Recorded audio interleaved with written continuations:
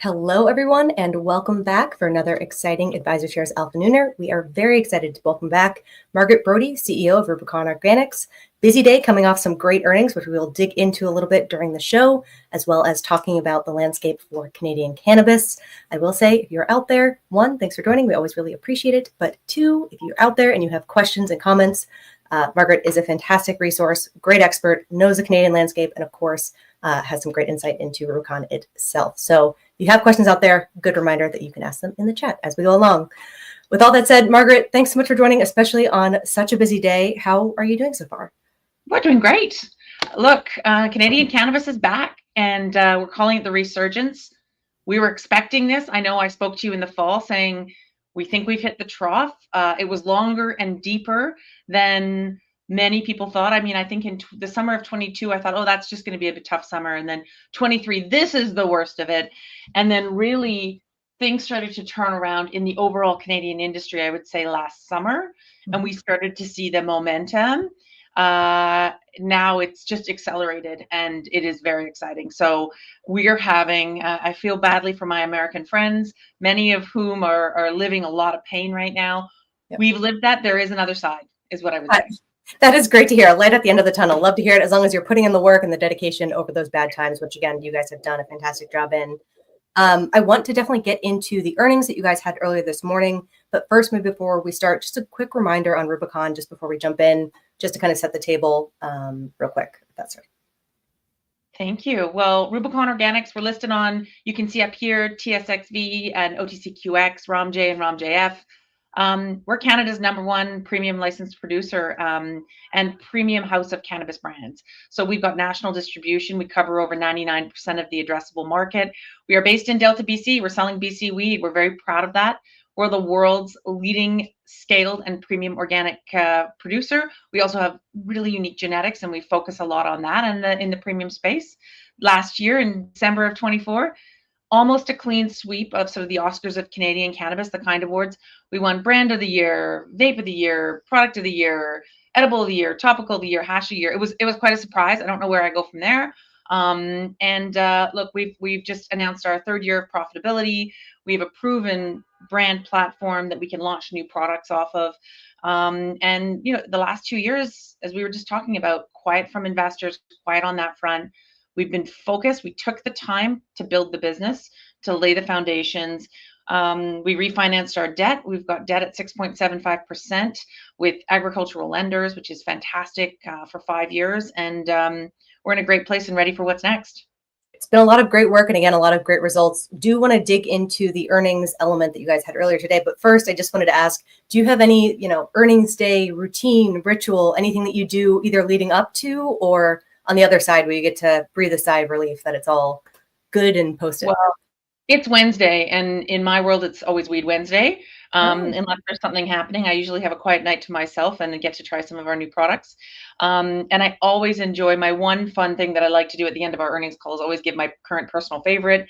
And last year's favorite was our Fruit Loops. It took over Blue Dream, which I never thought would. I've gotten a lot of flack for being such a long time Blue Dreamer. I think there's many closet Blue Dreamers out there that love it. And Fruit Loops is a Blue Dream White Widow cross. It's fantastic. But we have something new called Pink Drip. It's actually more indica leaning than sativa leaning. But the smells and the flavor profile and what it does, I cannot wait. It's just launching in market now. So it's the beginning of a new genetics track that we've got from Rubicon. So I would say I don't have any for tonight. I'll probably Fruit Loops, but that will be my weekend celebration to get through this week. I think that's fantastic. It's almost like opening a bottle of champagne, but again, I think it's the same thing, but on the cannabis side. So that's fantastic. All right, well then, in terms of earnings, I know most people hopefully who are following Rubicon on Twitter or X or across other platforms, or again on your website, can be able to see the actual details itself of the earnings, but would love to kind of have you walk through and maybe pull out a few highlights from this morning. Absolutely. Look, our 4th quarter record high, it was up 42% from the same quarter in 23. And that really goes to show you what's happening in market with brands starting to really emerge. We achieved adjusted EBITDA on the year of 4 million. Look, that included one-off costs on ERP. So we grew to we're really closer to 5 million. We had about $1 million in one-off costs.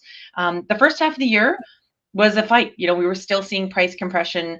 What I'm more excited about is the turn and the results in the second half and where we're going, because from that you can see the run rate of where the company is, and I think that's awesome. Last year, our biggest accomplishment was our vape launch. Look, we like to go out, say we're going to do something, do it, and deliver it well. That's what we did. By the end of the year, we launched mid-year. Those products won Best New Product of the Year at the awards and Vape of the Year, and we managed to get 13% of the resin vape market by Q4. We launched in June, July nationally. So incredible. Quebec has not yet let vape come in. That's going to be in the fourth quarter of this year. Really hopeful that that's, we're not there until we achieve the listing, but we're very much looking forward to that. And then otherwise on the year, look, our revenue growth was 21% in a very competitive market. We're outperforming market, and that is our benchmark. Are you beating the market? And are you beating the market resoundingly? And we are. That's fantastic. Oh, so it sounds like, again, vape seems to be kind of the product win, the product theme that we've talked a lot about lately. In terms of sort of provinces and elements, it sounds like Quebec trying to move in there. Any of the provinces that have been particularly strong? Any sort of highlights kind of on that front? Yeah, great question. We do very well in BC and Ontario. Those are our two largest markets. BC is our home market. I like to say, because I live here in British Columbia, that that's the most connoisseur market. I think British Columbians would tell you that. I think that Quebecers and Ontarians might have a different view. We do incredibly well in Ontario as well, and that all comes from brand trust, great quality product.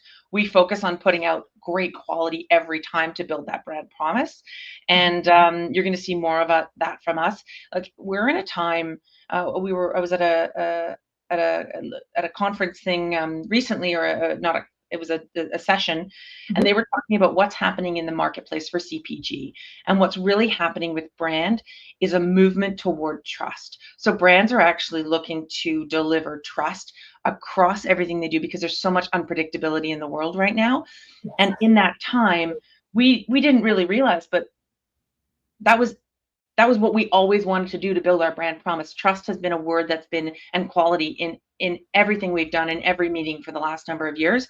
And so, to continue to build trust in our brands and trust in the consistency of what a consumer is going to get when they take their hard-earned dollars and trust our products with it, I think we're going to continue to see the brands start to emerge in Canada. We're seeing the beginning of that, and actually, brand is being built today in Canada, especially with a lot of people pivoting out to the international markets, and they're, I think, really going to struggle to get back on shelf.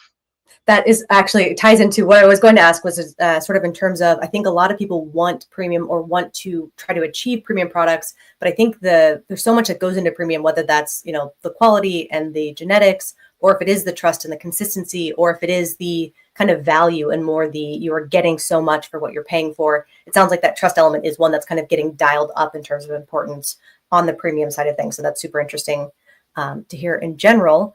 In terms of competition, for sort of like landscape wise, looking at the Canadian market and kind of competing and trying to lead in the premium space, which I think you guys are doing a great job of doing, has that increased at all? Has that kind of fallen away as it's been a little bit more Canada sort of going through its maturation and kind of coming through the figuring out how to regulate and use cannabis legally? Look, we're seeing a lot of small producers don't want to bear the cost of the sales and marketing operations, and so they're moving to wholesales into the international market and coming off shelf. We also see a lot of brands that don't own and control their supply. Owning and controlling your supply, we have a supply shortage now in Canada and in the world. So what does that mean?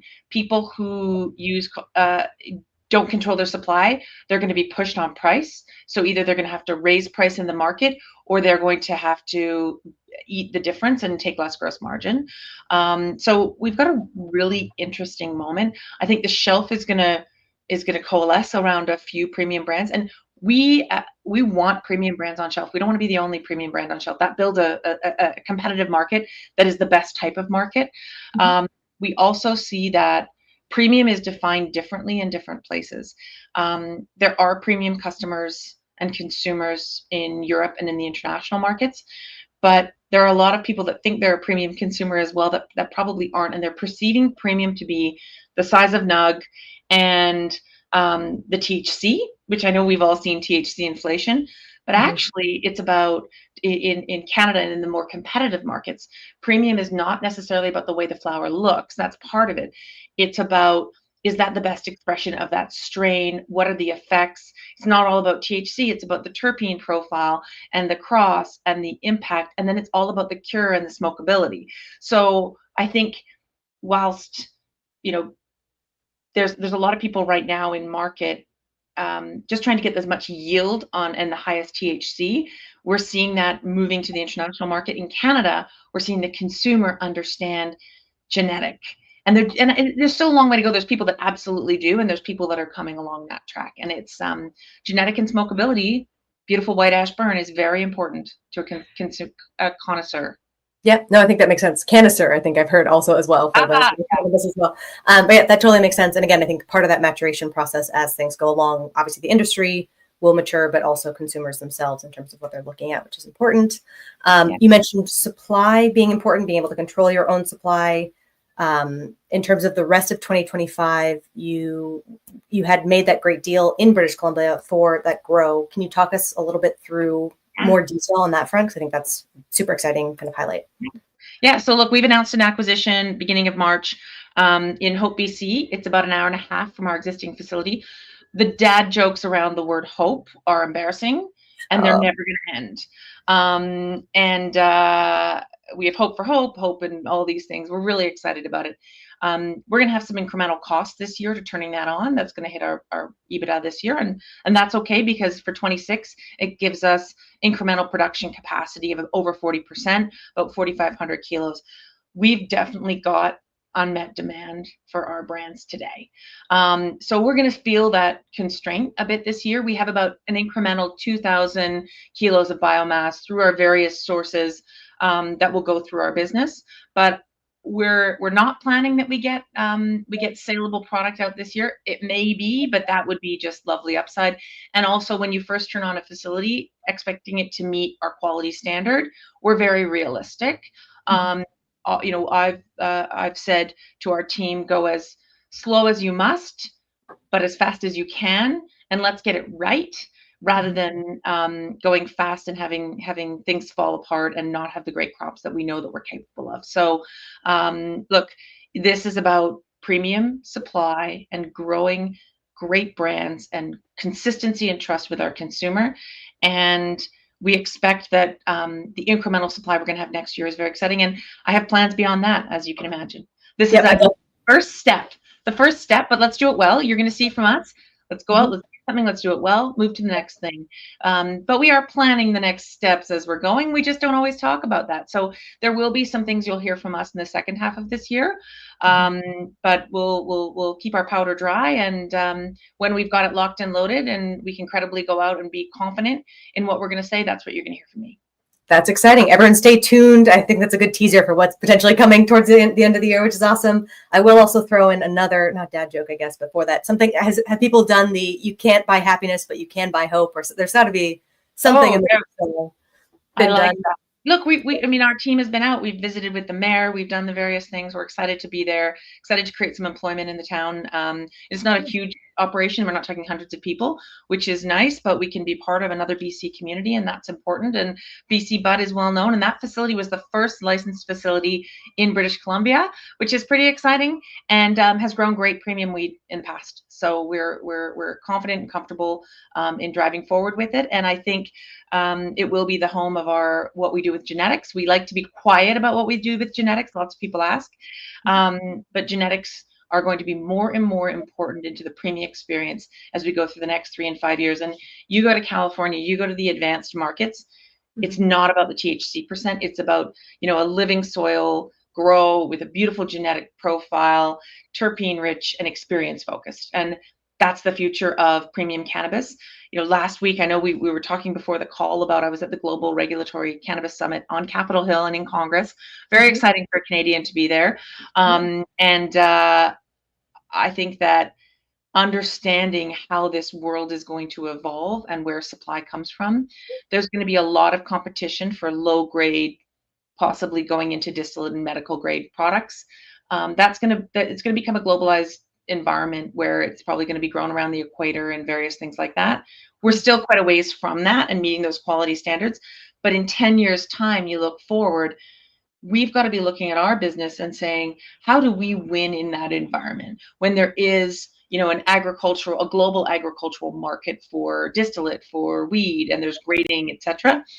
We win with unique and beautiful genetics. We win with having a trusted brand that we deliver consistently innovation and that consumers love, and quality, premium, high quality products. So, I feel more than ever that our approach is the right approach to compete as we get to that, and I'm very excited. Yeah, no, I think again a lot of positive stuff ahead and a lot of opportunity. I think you guys are doing a great job building the brand in the Canadian space. It's interesting to see that you guys are setting your eyes on international, moving kind of outside of Canada as well, and bringing sort of that Canadian trusted, reliable sort of experience abroad. Is very, very interesting.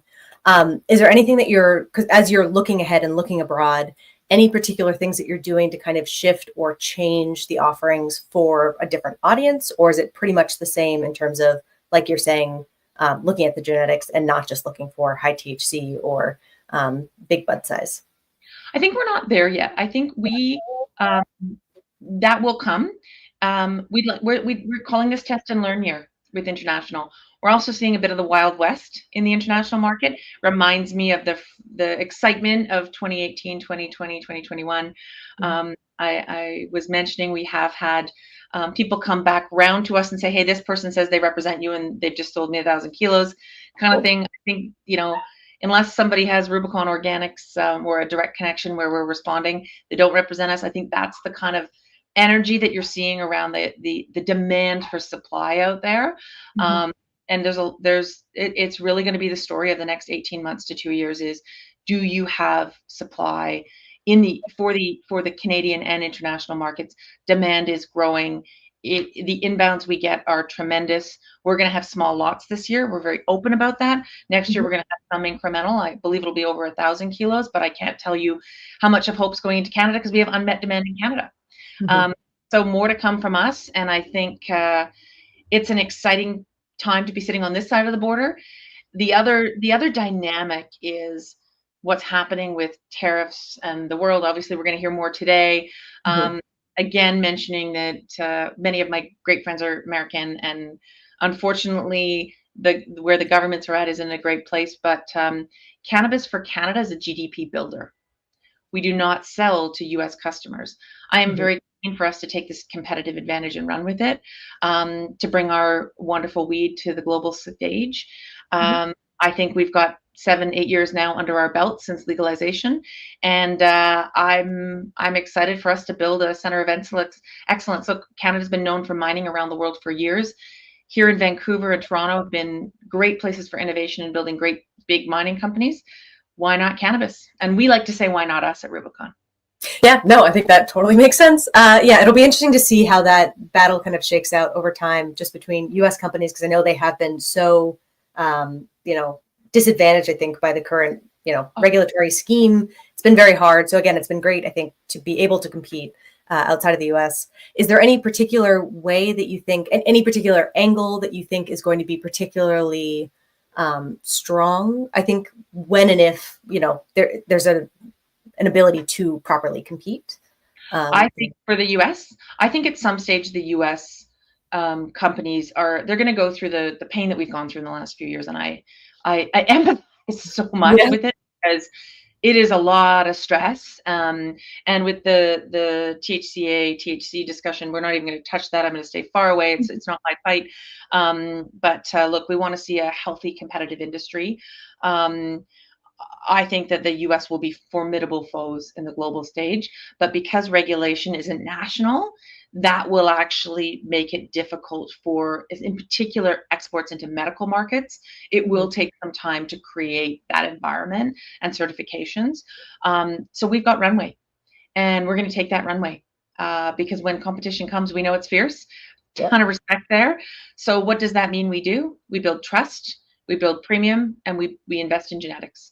And we look forward and we say, how can we, I don't think just planting flags to plant flags is a great idea. I think going to market with best and playing where you can win and compete is our strategy at Rubicon, not, hey, let's just vlog everything to everyone and see what sticks. Yeah, no, I think it's fair. Being everything to everyone doesn't normally work. I think having that focused, dedicated element, and again, I think that all ties into building the brand in terms of the products, in terms of the team, in terms of the experience, all those things I think are very important. And yeah, I think that will be interesting to see. Trust, consistency, and quality. And look, when you open up a Coca-Cola or you open up a Heineken or whatever brand you want to say, it can be Skippy peanut butter, or Kraft peanut butter. I don't know if Skippy's a Canadian. Is Skippy American too? I feel like we can get Skippy here, but also I don't know if I'm blurring my time from living in Canada to think that we do. Okay. Who knows? Every time you open it up, or Cheerios, it's the same. Yeah. And you'd be shocked if it wasn't. That's a brand promise. You buy that product and that's what it is. And so we have the opportunity to build certainly national brands. And our BHAG, as they call it, our big audacious goal is really to build those brands around the world and to be, whether it's the bud tender's choice, what premium consumer wants. That's really important. And that comes from boring old quality, consistency, and trust. Yeah. No, I think that's fair. It's always the simple elements, but it's always hard to execute on those. But again, if you're able to execute on those, that's always important. Yeah. I'm seeing an interesting question from Braindead, who's asking any thoughts or anything in the works for biofuel contracts or renewable materials. I know just because hemp and sort of that element can kind of come into play. I'm guessing outside of your scope generally, but I'm guessing it's out of our scope, although I have been having interesting conversations on it. And look, we as a business actually do an ESG report, and I know those are dirty little words to a certain extent these days in the investor community, but we don't look at it from the lens of this is a big, massive initiative. This is actually just what we do. So we lead with governance. Good governance drives a good business. And I can tell you, I've just been through the ringer with my board, who ask very demanding questions because they're thoughtful, caring, and interested people. And that's good governance. They're independent. Secondly, we go to social, and the social isn't about, it's about, fair pay to people that are working hard. It's about making sure that we're thoughtful in how we are treating our people, because a premium product needs a happy workforce, so that people care about what they're doing, and it's premium in every touch point. And then on the environment side, to me, it's about use of resources. So we primarily look at four things. We look at electricity use, which we use a lot of it. So we look at it on the basis of efficiency to revenue. We look at carbon, same thing. It's about efficiency of use. We look at our water use, very important because we use a lot of water, and that's important.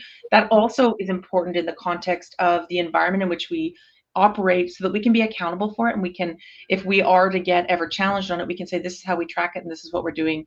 So it's actually a risk management tool. And then lastly, it's about waste. And to me, waste coming out of the facility is, are you buying too much stuff and throwing it away because that's expensive? So it's a very focused view on the ESG, and I think not an activist view, it's a responsible view. Yeah, ESG for more of a purpose and a function and efficiency rather than just sort of the fluff. Because I do think I think its issue had been kind of it getting overused in a lot of ways that maybe weren't quite the right fit, that ultimately kind of caused a bit of pushback, I think, ultimately on that. Although, are you guys in Canada having kind of the same pushback that we're having in the US? Not in the same way, but certainly, Europe's going the other way. So it's interesting. We sit often in the middle. And look, this is about, our customers care about this. Yep. Our customers are not only the consumer, but they're also the provincial governments, and they have a focus on this. They want to see this. We've been consulted with, and I won't say which province because I don't know if it's mine to say, but we've worked quite closely in helping one of the provinces build their ESG report and their standards for new product innovation that they're launching, and asking us how we're doing it.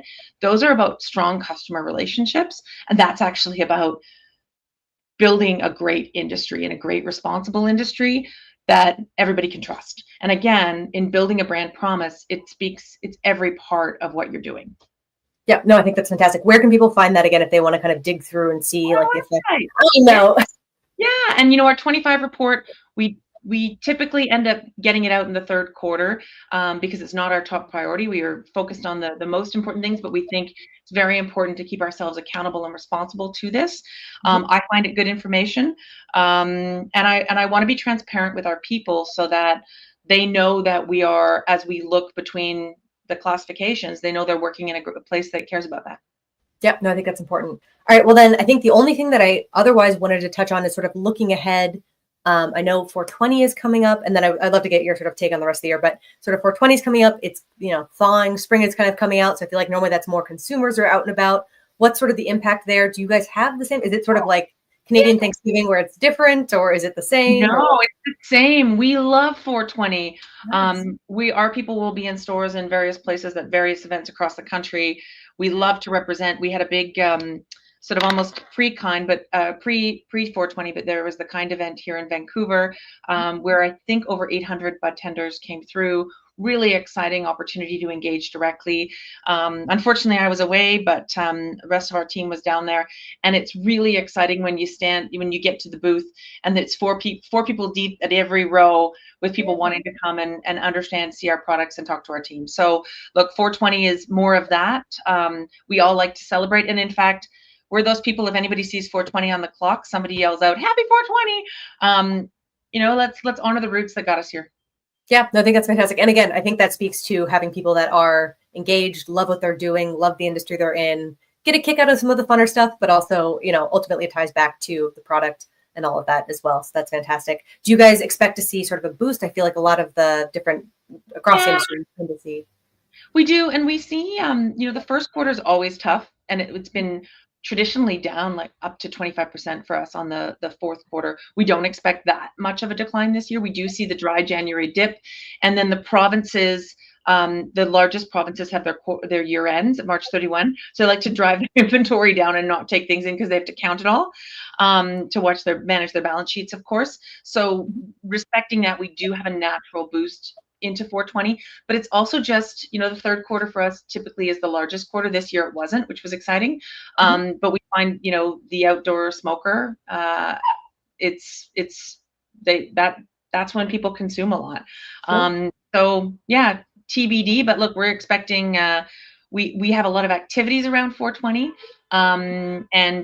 Those are busy individual days, but we also find Canada Day a really big, and then the long weekends in the summer. Labor Day is huge. Summertime opportunities are, people love their weed in the summer in Canada. Yeah, no, I think that makes sense. Again, the beautiful weather, I feel like probably makes a difference. People are not as hunkered down in the cold. I mean, we even have that here in DC, definitely for sure. When it's cold, no one wants to be out and about. All right, well, that's super interesting. Any other sort of highlights that you can share as we're sort of looking through the rest of 2025? Sounds like you've got some stuff that will be coming that you can't talk about just yet, but how are you feeling so far in terms of like the positioning? Is it sort of aggressive, still defensive? What's sort of the... Not defensive anymore. Nice. I think the last few years have been defensive, and our tone and the opportunity in Canada has changed. And from the operators whose balance sheets are in a good spot, you're going to continue to hear that. And we are seeing and hearing that. We're excited. We're expecting a growing market. We're expecting more and more demand. We're expecting supply shortage and competition. And competition is great to build a solid industry. Yep, I think that's fantastic. A lot of things, I think, working towards, I think, Rubicon success, I think the industry success. So that's fantastic to hear that you guys are continuing to put in all the hard work. One sec, let me see, which is interesting. Interesting question again from Brain Dead, which is, did hear people like to travel to Jamaica for rare seed strains. Is that true? You know that? Okay. There's a few places in the world. Look, there's the African strains. There's Southeast Asia is known for a whole bunch of strains, whether it's land races. I mean, California has been a mecca. People go all over the world for seeds, and there are seed banks. But I'm excited to see some of the things that can be done in the next few years. Look, the other side of this that nobody sort of is the conference last week with the medical focus people are talking about, but you don't hear a lot in the Canadian and US space is the medical applications for weed. And, I think in 20 years, the studies that are happening now, we're going to see cannabis used for so many things, and not in the psychoactive world, but whether it's CBD, CBN, CBG, all sorts of opportunities, getting the right mixture for whether it's migraine, chronic pain, etc. we've finished the first leg of the marathon, I would say, but we have a long way to go, and there's a ton of opportunity in the world from a medical perspective. And I think strain and genetic is going to be a massive part of that. Yep, I think that makes sense. I know it's on the US side of things, but I think that's why there's been such a push for Schedule 3 to be able to do more research, to help more patients, to help more people, just because it does feel like, cannabis has been around for a really long time, but being able to really kind of synthesize it, study it, and all those things would be really important to make easier. So hopefully we see that soon. Final question also from Braindead, which thanks again. Oops, really appreciate it. Is, do you think it's better to make your own genetics or purchase from seed sellers? Can you purchase and then adjust it? Is that even also? You can. So I'm going to wear a little bit of beige on this one. Can I say both? Look, I think you don't want to have the exact same thing that everybody has. There's a lot of different strains of Blue Dream out there. We have a beautiful particular cut of it. I would say that's very important. But both, all, and everything. It's about the individual varietal of that strain.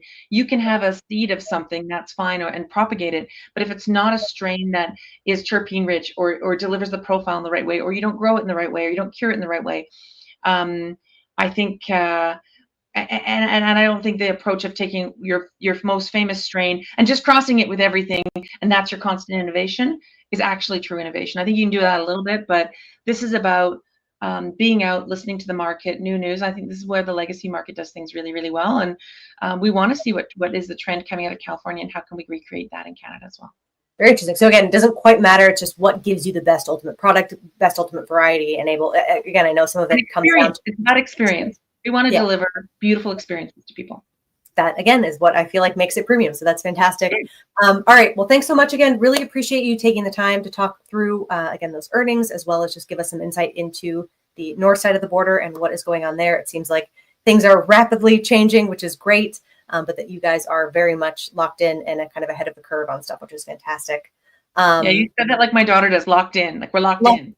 Trying to be, yeah, you guys have rigs or something. I don't know, whatever. I had to ask what locked in meant. Yeah. All right. 2025, year of locking in, I guess. Sounds good. That's awesome. Love it. All right. Thanks so much. Really, really appreciate it. We hope to catch you next time. Thanks everyone for being on. Braindead, thanks for those questions. That's great. And we hope to catch you next time. Thanks so much.